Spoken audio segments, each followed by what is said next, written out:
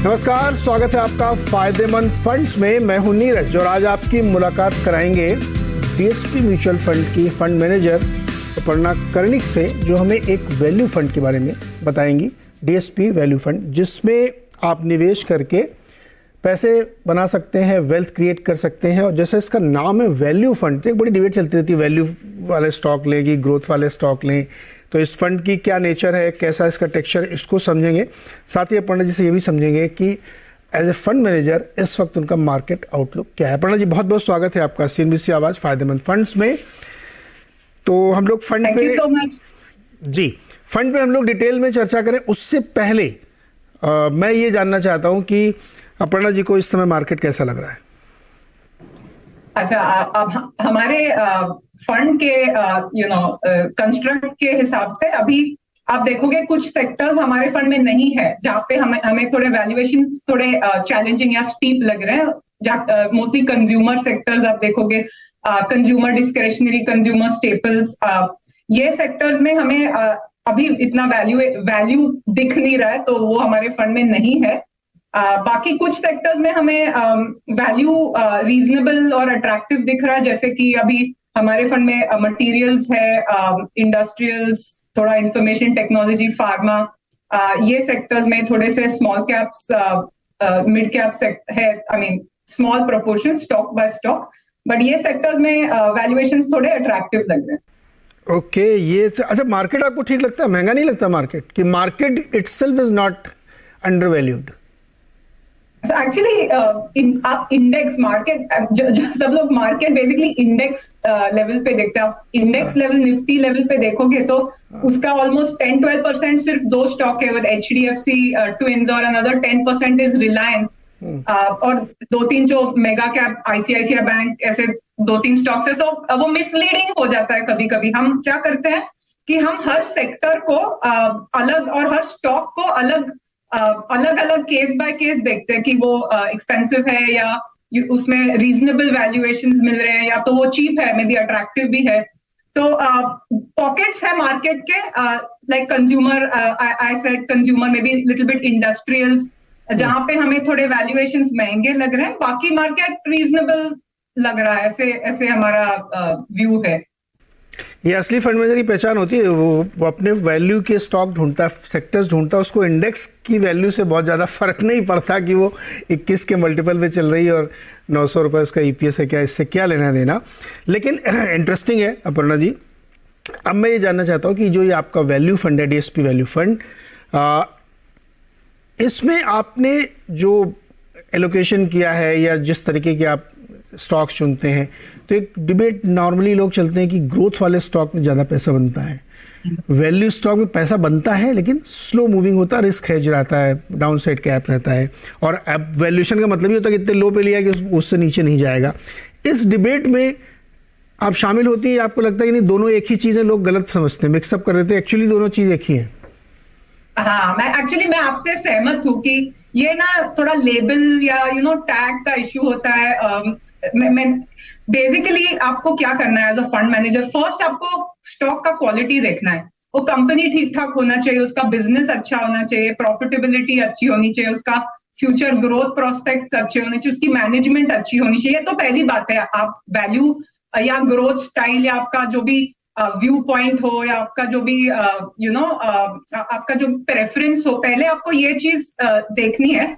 उसके बाद कुछ फंड मैनेजर्स को लगता है कि ग्रोथ, ज्यादा फास्ट ग्रोइंग स्टॉक्स में अगर इन्वेस्ट करोगे, एक्चुअली मैं बिफोर दैट आई से कि वेदर आप ग्रोथ स्टाइल देखते हो या वैल्यू स्टाइल देखते हो, पहले आपको दोनों चीज देखनी है। बेसिकली आप वैल्यू हो तो भी ग्रोथ देखनी है, ग्रोथ हो तो भी वैल्यू देखनी, दोनों साइड्स आपको बैलेंस्ड होलिस्टिक अप्रोच से देखनी है। अगर आप वैल्यूएशन ओरिएंटेड फंड मैनेजर हो तो आपको आपका फोकस ज्यादा वैल्यूएशन और वो मार्जिन ऑफ सेफ्टी, आपने बोला जो कि प्राइस रीजनेबल होना चाहिए, इवन इफ वो कंपनी बहुत फास्ट ग्रोइंग कंपनी नहीं है, बट अगर वो आपको अच्छे प्राइस पे मिल रही है और उसका फंडामेंटली बिजनेस अच्छा है, तो आप उसको प्रेफरेंस दोगे। अगर आप ग्रोथ स्टाइल देखते हो, तो अगर कंपनी थोड़ी फास्ट ग्रोइंग है, उसके प्रोस्पेक्ट्स बहुत अच्छे हैं इंडस्ट्री से, तो उसका प्राइस थोड़ा ज्यादा भी है, तो आप समझोगे कि इट्स स्टिल वर्थ इन्वेस्टिंग, क्योंकि अगर कंपनी के अर्निंग्स कंपाउंड हो जाएंगे तो एक तरीके से वो उसका हाई वैल्यूएशन भी सस्टेन कर पाएगा। तो ये बेसिकली आपका नजरिया थोड़ा अलग है, आपके जो टिपिकल कंपनी प्रेफरेंस होगी थोड़ी अलग होगी। दोनों स्टाइल्स अपने हिसाब से काम किए हैं इन द पास्ट, और दोनों स्टाइल्स आपके लिए वेल्थ कंपाउंड कर सकते हैं। तो इन्वेस्टर्स का भी प्रेफरेंस होता है, तो वो इन्वेस्टर और फंड मैनेजर का तालमेल अगर बैठ गया तो बेटर होगा वेल्थ क्रिएशन जर्नी के लिए। बिल्कुल, इसी तालमेल को बिठाने के लिए तो हम ये चर्चा कर रहे हैं। और जैसे कि वॉरेन बफे को लोग मानते हैं कि बहुत वैल्यू इन्वेस्टर है, ओसिडेंटल पेट्रोलियम उन्होंने खरीदा, क्या गजब वैल्यू देखी, और वो उनके पोर्टफोलियो का इस समय ब्राइटेस्ट स्टार आप कह सकते हैं इस वक्त, जबकि वो टीएसएमसी से जीरो करके निकल गए क्योंकि उनको अब उसमें वैल्यू नज़र नहीं आ रही। लेकिन बहरहाल इंटरेस्टिंग है और अच्छा लगा मुझे कि आपका फोकस बिल्कुल क्लियर है कि वैल्यू जहाँ मिलेगी वहीं जाएंगे, महंगा सस्ता बाद में देखेंगे। अब मुझे बताइए कि जो आपका ये डीएसपी वैल्यू फंड है, इसका कंस्ट्रक्ट क्या है और कैसे कैसे आप एलोकेशन करते हैं? तो हमने एक्चुअली ये फंड दिसंबर 20 में लॉन्च किया, तो ये बहुत पुराना फंड नहीं है, उसके बाद 2.5 years की ट्रैक रिकॉर्ड है। हमने सोचा कि इन्वेस्टर को क्या चाहिए, बेसिकली सेंसिबल, एक common sense approach investing style का, कि आप रिटर्न्स को चेज मत करो, लॉन्ग टर्म रिटर्न्स पे ध्यान दो। फंड का एनएवी वॉलिटिलिटी जो हम बोलते हैं, उसका उतार चढ़ाव कम होना चाहिए ताकि इन्वेस्टर्स उसमें इन्वेस्टेड रहे और वो जो वेल्थ कंपाउंडिंग की जर्नी है उनकी स्मूथ रहे। तो ये हम कैसे कर सकते हैं? रिड्यूस द फंड वॉलिटिलिटी, उसका नैव का जो उतार चढ़ाव है, और कंपाउंड ओवर टाइम। अभी ये फंड ने for example around 14 to 15% annualised returns दिए हैं सिंस इंसेप्शन। तो हमने सोचा कैसे ये अचीव कर सकते हैं। तो हमने सोचा कि 2/3 फंड का जो हिस्सा है 65%, इसको हम डोमेस्टिक स्टॉक्स में इन्वेस्ट करेंगे। इसमें हम हाई लेवरेज्ड कंपनीज नहीं लेंगे, बिकॉज जनरली उनकी प्राइस की उतार चढ़ाव ज्यादा होती है, उसमें रिस्क ज्यादा होता है। तो बेसिकली हम लोग हाई जो डेट है वो टाइप के कंपनीज अवॉइड करेंगे, और जो बाकी है हम सारे सेक्टर्स में, कोई भी सेक्टर्स में ऐसे कंस्ट्रेंट नहीं रखेंगे जहां पे हमें प्राइस अच्छा रीजनेबल लगे, जहां पे कंपनीज की ग्रोथ प्रोस्पेक्ट्स अच्छी है, ऐसे कंपनीज में हम इन्वेस्ट करेंगे, या large caps, small caps, mid caps, no constraint. So हम लोग बेंचमार्क से एकदम हटके है। अभी हमारा अगर आप डोमेस्टिक स्टॉक्स का कंपोजिशन देखोगे तो आप it is very different from the benchmark. तो एक अलग फ्लेवर या एक अलग कॉम्प्लीमेंट्री पोर्टफोलियो दे रहे हैं इन्वेस्टर को। और अगर ऐसे मौके आएंगे जो हमने देखे इन द पास्ट, जहां पे अच्छे वैल्यूएशंस पे कंपनीज कम मिल रही है, तभी हम कैश रखने के लिए डरेंगे नहीं। मोस्टली आप देखोगे तो फंड्स आर फुली इन्वेस्टेड, वो लोग कैश ज्यादा रखते नहीं है। बट हमारे फंड में हम इनफैक्ट अभी 10-15% के बीच में कैश है, ताकि जब हमें अपॉर्चुनिटीज कोई भी स्टॉक्स या सेक्टर्स में दिखेगी तो हम वो डिप्लॉय कर सकते हैं अट्रैक्टिव वैल्यूएशंस पे। और जो 1/3 बाकी का हिस्सा होता है वो हमने ग्लोबल फंड्स में एलोकेट किया है। ग्लोबल इन्वेस्टिंग लैंडस्केप इंडिया से बहुत बड़ी है, और इंडियन इन्वेस्टर्स को भी अपॉर्चुनिटी मिलनी चाहिए कि ऐसे सेक्टर्स में, ऐसे कंपनीज में जो इंडियन स्टॉक मार्केट में नहीं है, वहां उनका इन्वेस्टमेंट हो। जब इंडिया में वॉलिटिलिटी होती है, जैसे कि हमने देखा डीमोनेटाइजेशन में, या कभी कुछ जो कोई भी इंडिया में स्पेसिफिक प्रॉब्लम कभी फॉर वॉट एवर रीजन हो सकता है, तो एक हिस्सा अपने पोर्टफोलियो का स्टेबल रहेगा और उससे आपके रिटर्न्स की उतार चढ़ाव कम हो जाएगी। इंडियन करेंसी को कुछ प्रॉब्लम्स हो गया, लास्ट ईयर हमने देखा इंडियन करेंसी डेप्रिशिएटेड। तो अपर्णा, ये जो 1/3 और 2/3 का फॉर्मूला आपने लगाया, ये रेगुलेटरी इशू है या आपने अपने हिसाब से तय किया? हाँ, ये हमने अपने हिसाब से तय किया। इंडिया में हमें इंडिया में अपॉर्चुनिटी लगती है ये थोड़ा एक अदर फ्लेवर देने के लिए, थोड़ा होलिस्टिक अप्रोच के लिए हमने ऐसे it's are we did it because हमें वैसे डिजाइन करनी थी। तो जो आपने विदेश में पैसा लगाया है 1/3, वो किस तरह के स्टॉक सेक्टर या उस पर फंड में लगाया, ये मुझे समझाइए जरा। हाँ, तो हमने बिकॉज हमें लगता है कि ग्लोबल इन्वेस्टमेंट लैंडस्केप बहुत वाइड है, जैसे कि इतने कंट्रीज है, इतने सारे सेक्टर्स है, तो हमने सोचा कि इंस्टेड ऑफ हम लोग स्टॉक्स कुछ स्टॉक्स चूज करें, क्यों नहीं हम मैनेजर्स को चूज करें जिन्होंने 20-30 साल एक्चुअली मैनेज किए हैं ग्लोबल पोर्टफोलियोज, जिनकी ट्रैक रिकॉर्ड अच्छी है, जो रिस्पेक्टेड फंड मैनेजर्स रिटर्न्स जिन्होंने दिए हैं। तो हमने ऐसे फंड्स को चुना और जिनके पोर्टफोलियोज अच्छे एक दूसरे को कॉम्प्लीमेंट करें ऐसे। सो हमारे पास right now biggest and most famous Berkshire Hathaway जो हम बात कर रहे थे, बर्कशायर हैथवे वॉरेन बफेट की कंपनी है, जो प्रिडोमिनेटली यूएस बिजनेसेस में इन्वेस्ट करती है अक्रॉस डाइवर्सिफाइड।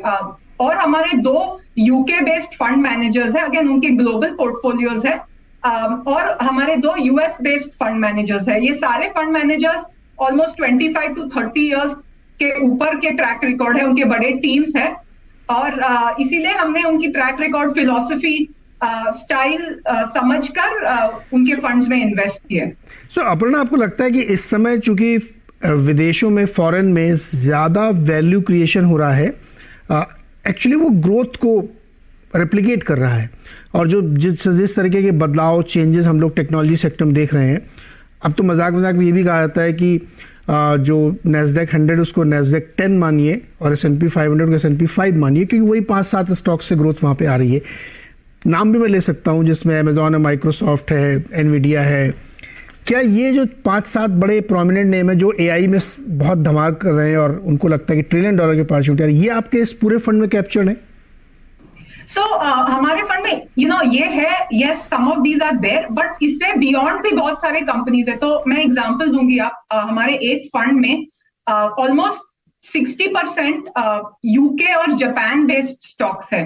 और ज्यादा ये कंट्रीज और ये स्टॉक्स की चर्चा नहीं होती है, बट मैं आपको बताऊंगी इसमें फॉर एग्जांपल कंपनीज है जैसे कि प्राडा एक कंपनी है, वर्ल्ड रेसलिंग एंटरटेनमेंट, फाइको, ऐसे कंपनीज है जिसने लास्ट ईयर, जहां पे यूएस और ग्लोबल मार्केट्स नीचे काफी गिरे हुए थे लास्ट ईयर, ये स्टॉक ने एक्चुअली 35-40% रिटर्न दिए हैं। तो हमारी समझ में सिर्फ ये, like you said, FANG 10 but आते हैं, ये नाम हम सुनते हैं, बट एक्चुअली जो ग्लोबल इन्वेस्टमेंट लैंडस्केप है उससे बहुत वाइड है। Last year and this year for example, luxury, European luxury stocks जो है have done very very well, Japanese stocks जो है they have done very very well, आप देखोगे health care stocks, medical technology stocks, they have done. So हमारे जो fund managers है वो सिर्फ ये फैंग बास्केट में नहीं इन्वेस्ट करते हैं, वो सारे सेक्टर्स में invest, defence, BAE systems, aerospace, आप Safran for example, there are so many sectors, so many stocks, और हमारा जो एक्सपोजर है पूरा डिवर्सिफाइड है ये सारे सेक्टर्स पे। सो टेक्नोलॉजी भी है, माइक्रोसॉफ्ट है, अल्फाबेट है, बट उसके बियॉन्ड बहुत और सेक्टर्स और कंट्रीज के स्टॉक्स भी है, एंड ये स्टॉक्स ने भी काफी अच्छा परफॉर्मेंस दिया है। एक छोटा सा ब्रेक लेंगे यहाँ पे, और जब ब्रेक से वापस आएंगे तो अपर्णा जी से ये पूछेंगे कि उनको इस वक्त कौन सा सेक्टर ऐसा है जो सबसे ज्यादा अंडर वैल्यूड लग रहा है और वहां पे वो निवेश करना चाहेंगे।